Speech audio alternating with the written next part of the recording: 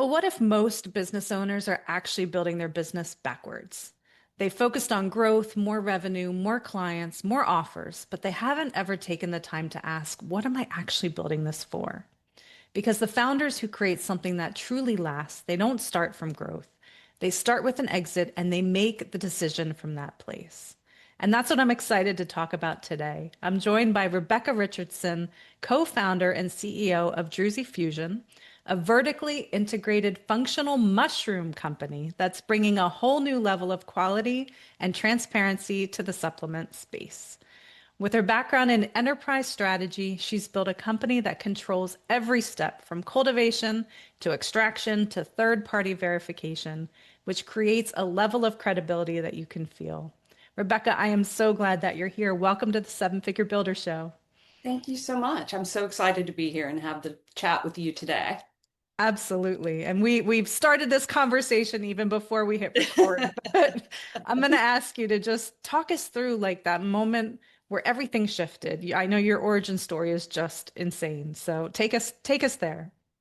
Well, I had long COVID very early before anybody knew really what long COVID was. And in the journey of that, found myself in seeing a functional medical doctor to Mhm. help me with the underlying causes. And she ran a million tests and found some things that were going on and really had some great advice to help. But one of the things that she said to me when we were going through my test results was, I want you to start eating more shiitake mushrooms. And I said, really? Why? And she said, well, they do this, they do that, and blah, blah, blah. And I said, well, that's really funny because I am growing shiitake mushrooms. We're growing them at home, and I just am about to have some ready to go. And we're thinking about starting a mushroom farm. And she said, really? What kind of mushrooms? And I said, well, medical mushrooms. We're thinking about producing mushrooms for the supplement industry. And she put down her pen and she looked at me and she said, I will buy every functional mushroom you can produce. And I said, what? And she said, I want all of my patients to take functional mushrooms, but I can't find a source that I trust. Wow. And that opened the world for me. At the time I had been laid off from my IT job. I was trying to figure out what the next steps were. We had moved to my family's property, which was a vacation property, but basically a farm, a lot of pasture land, mixed woodland. And we thought, well, if we're going to live here permanently, we need to make the farm not a holiday place. It needs to be, a productive producing farm. So we started looking into growing mushrooms because we had always grown mushrooms for ourselves. My husband has a PhD in applied mathematics, and he did a lot of his research on drug absorption modeling. Mm. His PhD thesis was all about building a better pill, how things dissolve in the body, where different compounds get absorbed into the body. And a lot of it was around how much extra medicine do you have to put in a capsule Mhm. so that the body can absorb it, right? So that Mhm. it can get through the digestive process, knowing that a significant percentage in any type of a capsule or a dry material is going to be lost in the Right. process. So it all kind of dovetailed together. And in the process of going through it, my doctor started collaborating with me and sharing with us what a functional practitioner would look for in a product in order to feel like it was trustworthy. And she used a particular supplement brand as an example and talked about how it wasn't so important that it was certified organic, but it was really important that it was third party tested. Because you Mm. can be organic and not test your stuff, and everybody thinks, oh, it's great because it's organic. But if you look into the organic certification, a lot of the pesticides that are allowable in organic growing and in organic production are not things that I would want to put in my body or my family's body or my animals' bodies. Sorry about that. And so we started digging into it. I was speaking with my cousin, and he said to me, I was explaining to him about the business idea Mhm. and used that supplement company as an example of the modeling that we were thinking about and that we were researching. And he said, "Why do you bring up that brand in particular?" And I said, "My doctor trusts them. These are the things that they do that she feels make them a trustworthy brand." And he said, "Well, funnily enough, I play tennis with the ex-CEO of that company, and he's the nicest guy in the world. Do you want me to set up a meeting?" Wow. Yeah, of course. So off to Memphis I go, had this fabulous meeting with him, and that's where we started having the conversation about the exit strategy. Mhm. His first question for me, after looking at the business plan and talking a little bit about it, he said, "Where do you want to go with this? What is your goal with this? Is this business to support you in your retirement? And what are you real? Do you want to build a big company? Like, what do you want to do?" And I said, the more I dig into this, this is a very important product. And what we're seeing when we look at other manufacturers and we look at the research, nobody's really doing a laboratory, what's the right word, viable Mhm. extraction that will allow you to get the full spectrum of compounds out of the mushrooms. And there are a lot of reasons for that, and I could talk about that for 27 hours. But the key thing was I think this is a bigger business than what we originally thought that it was. And I said to him, I'm getting so deep into this that I kind of feel like I've sold it to myself. Mhm. I kind of feel like a strategic consultant who's gone in and I've convinced myself that this is a really good idea and this is, we're going to do it this way. It's going to be completely different. And am I dreaming? Like, do you think this is viable and do you think this has legs? And he said, "Oh, yeah." And then, of course, he's acted as an advisor to me as we've gone through the last 3 years. And, but looking at it from the exit strategy, when he asked me that question, I said, "I really think I want to build this into a very well respected brand that then when we decide, okay, we've had enough, Mhm. that we can then sell and move on." And Mhm. so we built the business looking at it from how is this going to have to be structured so we can sell it?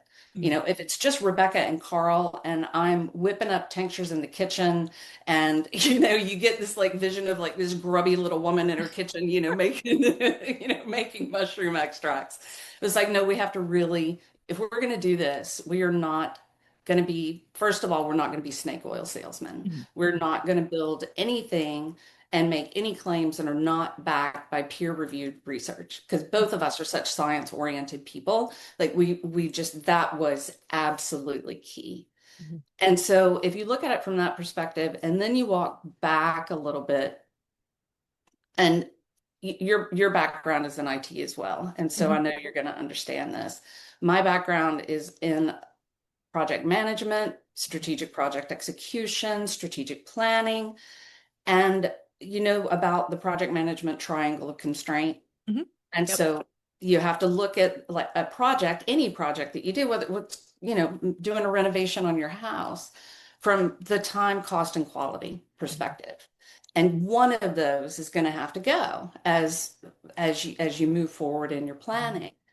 And so me with my background, that's kind of the way that I looked at it. And I thought quality is our primary motivator. Mhm. We want to make the most robust, potent, effective mushroom supplement that is really going to give people the amazing benefits of functional mushrooms, which are extraordinary.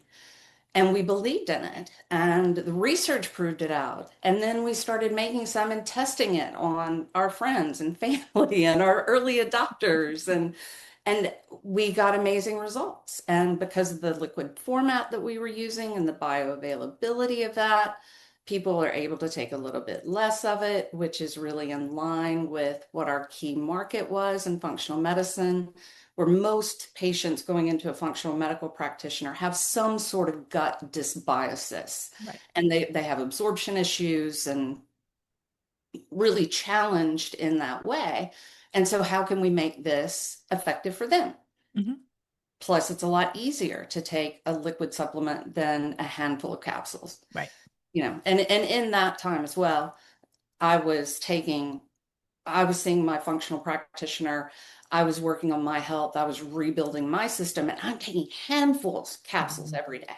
Yeah. And that's hard, and you get really tired of it. And you go to lunch and you've got like a little box in your purse that's got 16 capsules in it, and you're talking to your mom and you're like eating, Yeah. Been there. you know. Yep.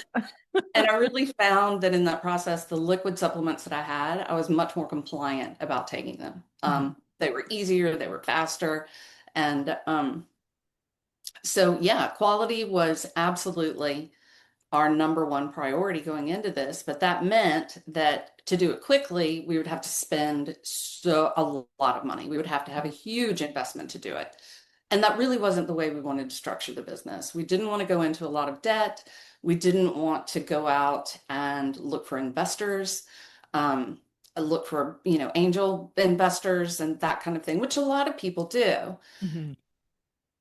It really wasn't directionally the way that we wanted to go. We really wanted to grow the business a little more organically. We didn't, it made more sense to us for the offerings that we had and with the doctors that we were working with.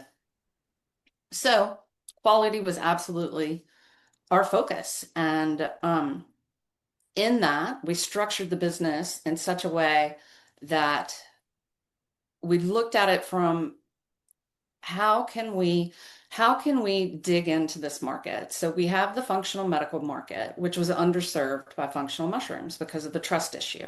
Right. So we can address that. We make them very potent, we make them very clean, we do a very careful phased extraction.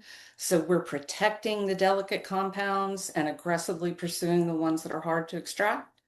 And we can go into the whole reasons why that is, but mushrooms are terribly difficult to absorb without Mm. proper extraction. And so the extraction method was absolutely key to get right. And but when you're building a business, you can look at that and you can say, well, that is unique IP for us. Mhm. That is a process that we spent a lot of time in research in, that we've mapped out, that we've documented. Nobody else is doing it this way. Right. And so that becomes part of RP, that becomes part of the future value of the company. Mhm. And that was the way that we looked at it. Every step that we took, from funding the company to planning the growth of the company to who we targeted as our first customers, who we targeted, then the approach to opening that up to the wider world, which we're Mhm. just now in that stage. We've just started that. To how far out is that exit line, and what do we have to achieve? And if you say, and I've always liked that approach, even back in my project management days, if you look at a project and you say, what is the best possible outcome Right. from this project? And you say, okay, well, here we are. How do we get to here? And what's going to happen in the middle when it all goes wrong? Like, where's our plan B? Where's our plan C? Because it is going to go wrong. It always Yep. goes wrong. And so that's the way I looked at it. I looked at the journey from started at the end. And in that early planning stage, when we sat down with our earliest advisors, and then worked it back to say, how can we actually structure and model and plan this business so Mhm. that it gets us back to where we are now? And what do we have to do to get in between there? And is it realistic? And, you know, you can white label a supplement brand and hire somebody out to manufacture it for you, throw a bunch of money at it, get a great big huge following, make a whole bunch of millions of dollars, and leave. And that is a valid business strategy. Oh yeah. It absolutely is. It wasn't the strategy that we wanted to take. It didn't sit well with our values, and Mhm. we just that wasn't who we wanted to be as human beings. And I don't think we could have taken a better approach, because going through it this way and actually seeing the difference in people's lives through something as simple as a mushroom supplement, I mean, I can tell you so many stories, and we can definitely get into that if you want, but it really gave me a sense of purpose, and it helps me stay motivated.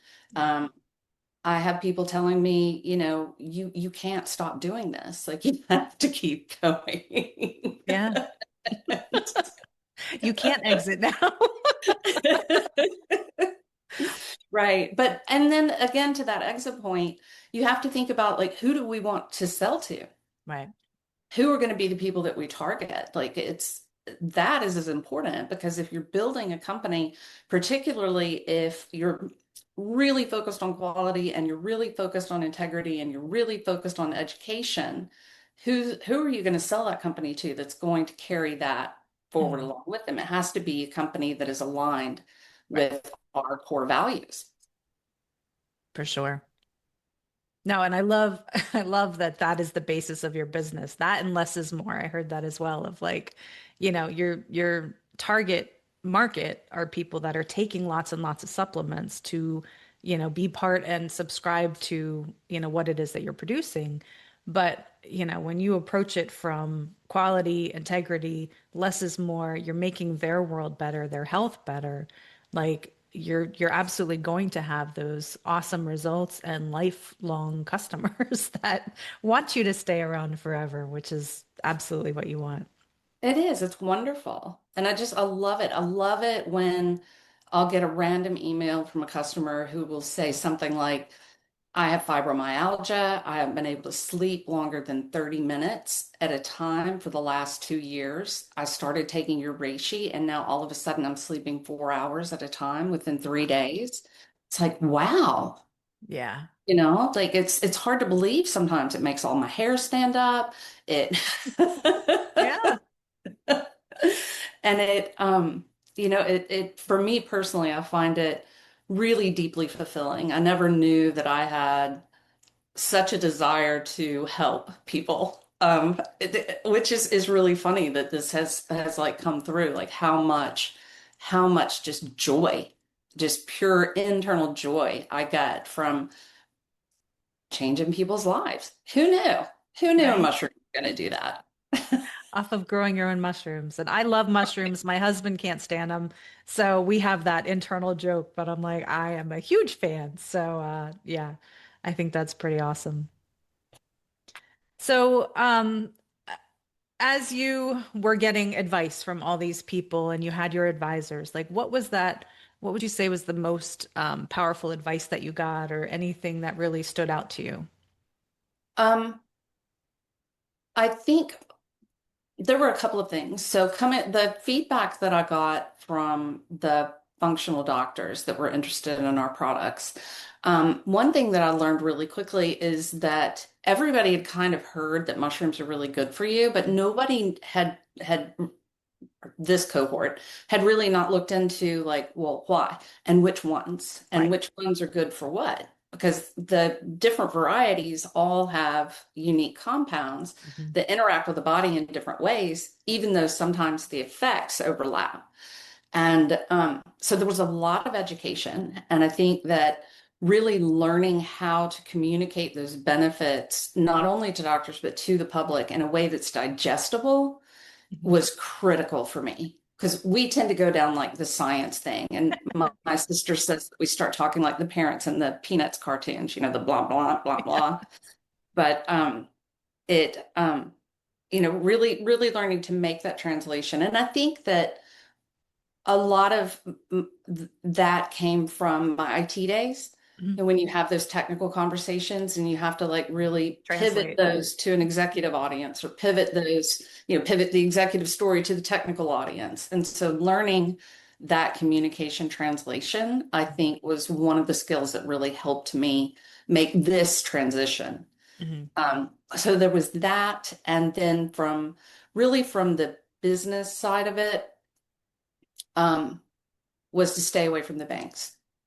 Don't take out a loan. Don't take on interest for your business. And if you are in a situation where your business is working, right? The numbers look good, the metrics look Mhm. good, even if your revenue isn't huge. but your numbers are good, your metrics are good, your returning customer rate is good, you have a winner. And you're very likely to be able to go to an investor who would be willing to invest for a piece of the business rather than like a bank or any other kind of a loan where you're servicing the interest on the business. Yeah. And I think, and I hadn't really thought about that. We were really at that point looking at how do we finance this? How are we going to pay for this? Because we had bootstrapped the original stages just as, proof of concept and all of that. And then it was like, no, we need to build like a lab. We need to invest some money Yeah, if we're which really going is to do this. significant investment. Yeah. And so it was like, well, how are we going to go down that road? And I ultimately ended up doing a self-funding through the ROBS program, which Okay. a lot of people really don't like that concept, and I understand why. It's high risk because I don't, a lot of people may not know what the ROBS funding is, but there's a way that you can roll over your 401k money into Mm, starting a new business gotcha. and or recapitalizing a business. And I had a friend who I had worked with at EMC, and he had started his own business. And I mean, I think he had like a 12 billion exit, like it was crazy. Um, but he funded his through the ROBS funding. Mm, And I talked to him about it, and he said, look, the reason why I did it was because I believed so much in what I was doing. And so I took a gamble, but I took a gamble that I could afford to lose. yeah. He was like, you can't put all of your eggs in the basket. But if you have like a smaller basket that's got a few eggs in it, that's enough to fund your business, and you really believe in what you're doing, and the market signals are good, and your advisors think you're good, why wouldn't you do that? Yeah. You And gamble on yourself. right. And so that's what we did. We did it through the ROBS program, and it has created a lot of freedom for us, which is great because it allows us to maintain control of the direction of the business, and we don't have to make compensations for an investor who wants to see something done differently. Yeah. And I liked that approach because it also works well with our exit strategy. And so we went forward with it. I'm really glad we did, but it's a big risk. And it is the thing that, I mean, there's enough fear in entrepreneurial world, Yep. right? I think we all can understand and relate to those nights where you just lie there and you're like, what have I done? What have I done? Like, how are we going to get through this? What's the next step? All these people are relying upon me. Like, it's a lot. Yeah. And the doing that self-funding thing does add a little bit to what I call the fear. It's gonna work or it's gonna work. Right. Oh, yes. No, And you I understand that. You're in an entrepreneurial situation as oh well. yeah. Yeah, I totally get that. Well, and with your business, you were also entering a very crowded space. Like Yes. this wasn't just a one, magical spot. So tell us a little bit of like how did you differentiate yourself? Like you're coming into a crowded space with an obscure concept. Like how did that work for you? We looked at that and said, what the thing that's really going to make us different is education, Hmm. um, guiding people to the research, letting them see for themselves. Because I think the biggest problem about being in an industry that is heavily regulated but not heavily controlled Hmm. is you pretty much can say anything. Yeah. You can say anything. And so, if you're taking the business approach where you want to do it fast, you want to do it cheap, and quality isn't the issue, in Hmm. the mushroom world, you would do it with mycelium rather than the fruiting body. And the mycelium is basically the root structure of the mushroom. Hmm. And I should have brought some jars in here so I could show you. But basically, what happens is you take oats or rice sometimes, depending on the mushroom, Mhm. and you put the spores in there, and then that turns into what they call mycelium, and it's white and it's kind of fluffy, and it grows all through that grain, and it kind of transforms it. It almost is like a fermentation process. But what happens is when the mycelium is used as the primary ingredient in your supplement, you can't separate that grain from the mushroom Mm. structure. And so all of it gets dehydrated and ground up, and that becomes your mushroom supplement.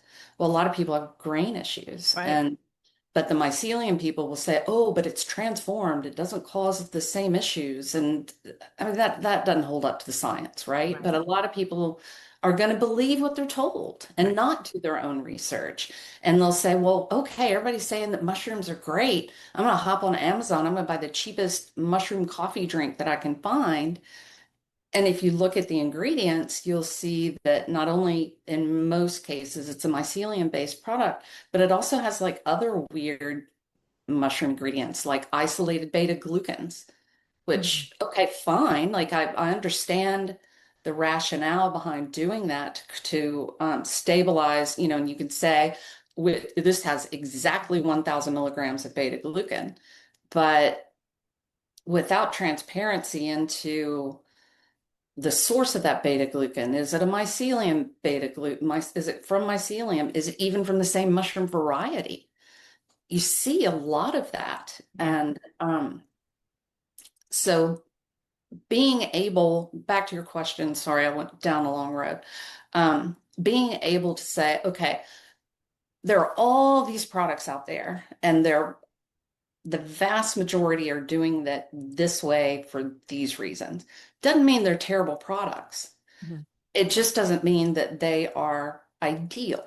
And we wanted to create the ideal product. Right. We wanted to create the product that had the whole full spectrum of the mushroom benefits because the research is showing that there's a symbiotic entourage effect among these compounds. There, a lot of people are starting to adopt the theory that, and this has not been proven out in studies, but Mhm. a lot of people are starting to adopt the theory that when you use the whole fruiting body and you do it in a careful extraction, it's much more effective than just isolated compounds on their own.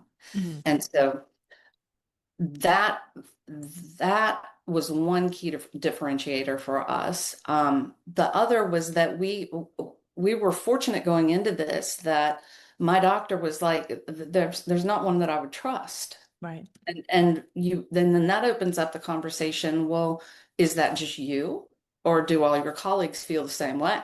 And Mhm. she's like, oh, no, no, no. We all feel like this. We're all Mhm. talking about it all the time. And then she put me in touch with six other doctors, and I went and talked to them. Yeah. And I think the real key to finding a unique gap in the market, particularly in a crowded space, is to listen. Mhm. Listen to what people are telling you. Listen to why they don't like what's happening in that space right now. And listening to what they really want. Mhm. And that kind of goes back to sort of that Six Sigma approach too, to Mhm. doing project execution and to moving a business forward. You can make all the assumptions you want about what people like and what they want. And it's always so surprising to me when you actually start talking to them and ask the questions, you get those surprise answers. Yeah. Yeah. Well, when you actually ask your people what they want, then you can actually help them solve the problems that they have, which Well is a said. silly concept. But Exactly. but that was gold with your doctor, collaborating with you of like, this is exactly what I need. Go create it. And then you already have a market and she helped, kind of Yeah, foster that, which is so cool. she was our first doctor customer. She really has championed us Mhm. and opened some introductions for us that at that stage in our company's growth, we never would have had. So she was able to get us onto, uh, I say onto, but connected with Doctor Supplement Store, which is, do you know them? Mhm. They, for anybody who doesn't, it's a really cool business where if I'm a functional doctor and you're my patient, I have a portal that's unique to me, and you would go onto my portal and I would have your supplement prescriptions all there. So if you're taking supplements from 6 different brands, which is very common Right. in functional medicine, they're just right there. And you just go, yep, click, click, click, click, click. It all comes in one shipment. You can have it auto shipped and all of that. And as a patient, I really loved working with them because it made things very It's easy super for me. easy. Hmm. Yeah, so she had a great relationship with them, opened that door for us. They became our primary doctor distributor. Nice. And it was great because they took sort of that fulfillment. A lot of the marketing that we do for the doctors now goes through them, and Hmm. it allowed us to sort of to open up a new market line, which was to the general public. And I think that, you know, I just think in any business and in life, you have to, if you're willing to put yourself out there a little bit and take advantage of the little nuggets of opportunity that come up, Hmm. you know, like the conversation with my cousin, like if Right. he, and him offering to set me up with that, that changed everything for Yeah. us. And you never know when that's going to happen. Yeah. Yeah. And so for people that are listening and like you work directly with the doctors and you work directly with the clients, like with customers, they can buy directly from you. Is that correct? Yeah. So we do sell to the public directly through our website. We don't do brick and mortar. We are not in brick and mortar stores, so that you won't go to Target and find us. Gotcha. We wanted to we really didn't want to become like a huge wholesale business. We really wanted to maintain that relationship with our customer. Hmm. And since we have one set of customers that are doctors, Hmm. and then we have one set of customers that are public, it kind of lets us balance that both out. And we're able to get like really interesting feedback from the doctors about, how the mushrooms are affecting certain medical conditions, how they're using them for women with menopause. Um, and that has been really educational for us, and it allows us to go to the public now and say, okay, this is the stack that doctors are prescribing for women in perimenopause and menopause, and this is what they're seeing as the results. And that gives us a level of trust that I don't think we would otherwise have with the public, because the public would be like, yeah, yeah, you're just another liquid mushroom supplement, you Right. know? Yeah. And what is that website, by the way, for the listeners? www.druzyfusion.com, and we'll have to spell it, and I know it's a weird name. It's DRUZYFUSION. Awesome. I love Yeah, that. And we'll say it again later and we'll have it in the show notes, but I love thank that. you. Yeah, of course, of course. And, as you've been going through this journey with your business, what we talked about, the whole exit strategy, but what does success look like for you as you were thinking that through with that, your competitor actually, but like, what did that look like for you? And it kind of changes. I think my at first success looked like a viable business and a product that worked. Now, success to me is really taking over a larger portion of the available market share. Hmm. I feel like we've proven our product, and we're growing really, really quickly, Hmm. almost too quickly. And which, it's hard to complain about that, Right. right? But for me, success really looks like maintaining that level of integrity and producing a product that is absolutely superior, and keeping it at a price point that is not obscene. You know, it's easy to do, 3, 4, 5, 7,000% markups in the supplement industry. But our process is pretty process intensive, and it's more expensive. But I just didn't, I high quality, the really high quality supplements are really expensive. Yeah. And when you need them, you're forking out so much money, Hmm. but you need them. And I really wanted to keep our products at a price point that just didn't give you sticker shock, and that is manageable. And so we had to take a profit hit on that. Hmm. But I'm okay with that too, because again, like planning it from the exit, when we did the analysis around how we were going to price it, we're profitable enough. You know, Yeah. you kind of have to decide where's enough. Hmm. Yeah. Yeah. And which goes back to the integrity and wanting to help people, not just make a buck, right? Like there's multiple angles to it. Right. And so the success factor, like it's one thing to be really financially successful, and I definitely want to be financially successful and secure just like everybody. Yeah. But I don't want to do it at the expense of my integrity or somebody's health. Yeah. Yeah. No, 100%. And that's so, so important. And with that, like if you had the attention of the whole world for 5 minutes, what would you tell them? Honestly, I think I would tell them to embrace the fear. You know, we all have it.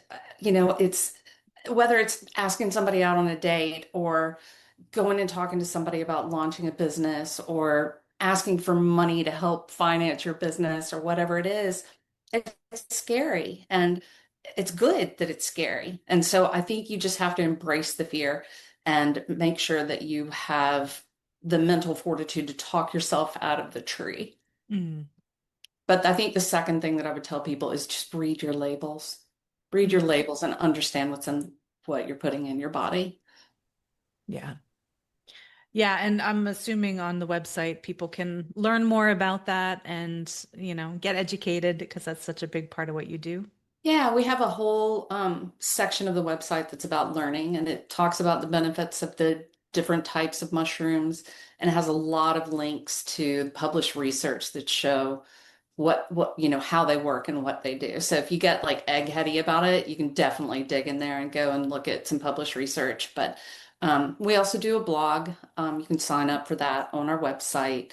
And that really is all about education as well. So we've got a series right now on mushrooms and menopause, and we've just kicked it off. There's one blog post that's up right now, but we're doing a whole series about it and looking at it from the key symptoms of menopause. We'll start with brain fog, we'll go into fatigue, and we'll go from there.